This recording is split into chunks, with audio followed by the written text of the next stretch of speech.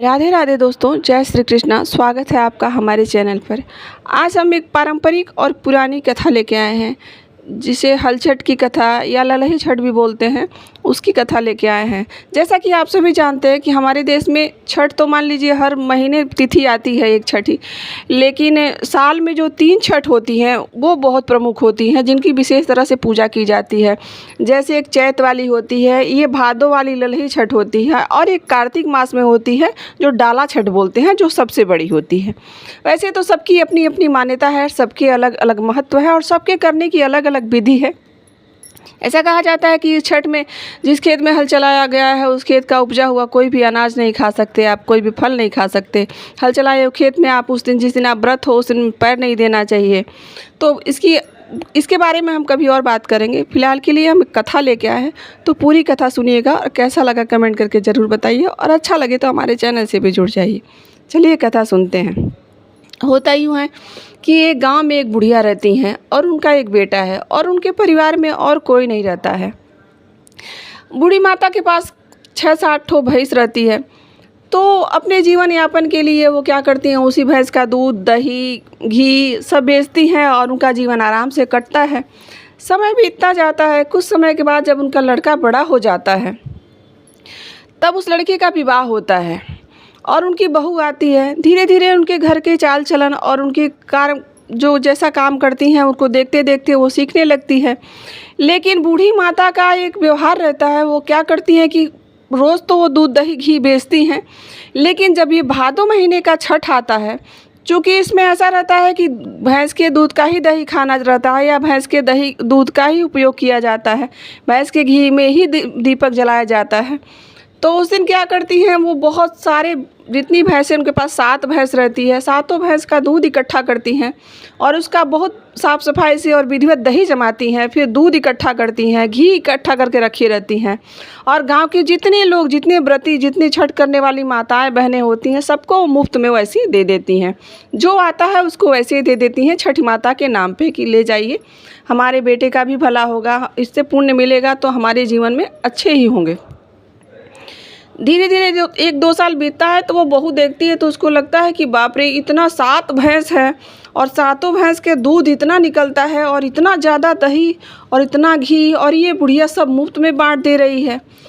ये तो अच्छा नहीं है, ऐसे तो हमारा घर बर्बाद हो जाएगा। और ऐसे मौके कभी कभी मिलते हैं, तो क्यों ना हम इसको भुना लें, क्यों ना हम दूध दही बेच लें, और बेच के तब हम इसका लाभ उठाएं और हम धनवान भी हो जाएंगे।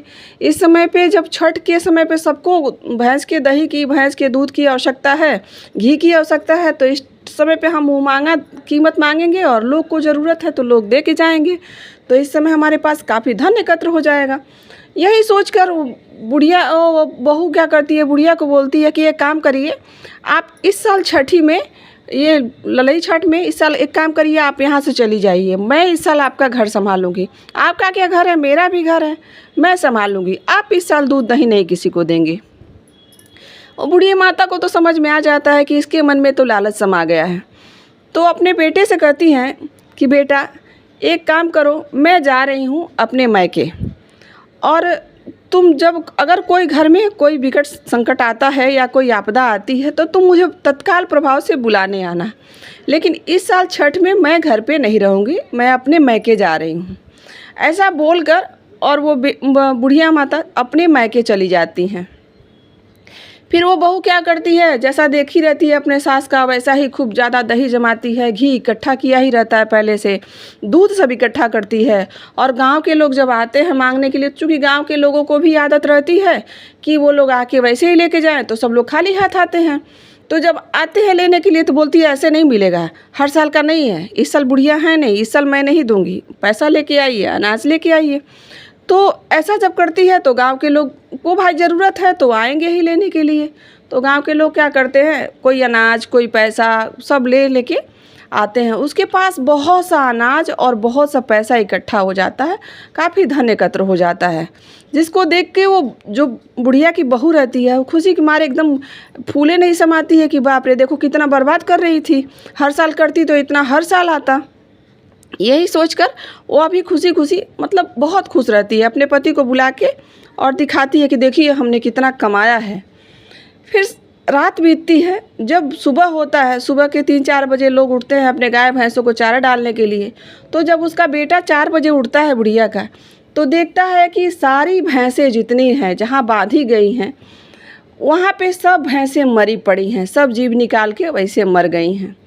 तब उस लड़के को तुरंत अपनी माँ की कही हुई बात याद आती है और तुरंत उसे समझ में आ जाता है कि भाई छठी माता का प्रकोप हो गया है, कुछ तो गड़बड़ है। फिर उसी समय वो 4 बजे भोर में ही दौड़े दौड़े लेके अपने माता के पास जाता है, अपने मामा के घर पे, और अपनी माँ को बुला के लाता है। बोला, माँ चल जल्दी घर, पता नहीं क्या हो गया है, सारी भैंसें मर गईं। उसकी माँ को भी समझ में आ जाता है, वह भागी भागी आती है। कहते हैं दोस्तों कि उसकी माँ में इतना सतीत्व था, इतना सत्य था कि वो अपने कानी उंगली को ऐसे काट देती हैं और उससे जो खून निकलता है वो सभी भैंसों के जीभ पे लगाती हैं और सारी भैंसें उठ के खड़ी हो जाती हैं। और फिर वो अपने बहू को बोलती हैं कि जितना लोगों से तुमने अनाज और पैसा लिया है सबको तुरंत वापस करो, क्योंकि ये छठी माता का ही प्रकोप हो गया था कि हमारी भैंसों के साथ ऐसा हो गया। फिर बेटा और बहू दोनों उसकी बात मान लेते हैं और छठी माता से क्षमा मांगते हैं। गांव के लोगों का जितना पैसा और अनाज लिया रहता है सब वापस कर देते हैं। तो ये थी छठी माता की कहानी। दोस्तों कैसी लगी कमेंट ज़रूर करिएगा, और अच्छी लगी हो तो हमारे चैनल से भी जुड़िए। बोलिए छठी माता की जय। आज के लिए इतना ही, मिलते हैं किसी और कहानी के साथ। राधे राधे।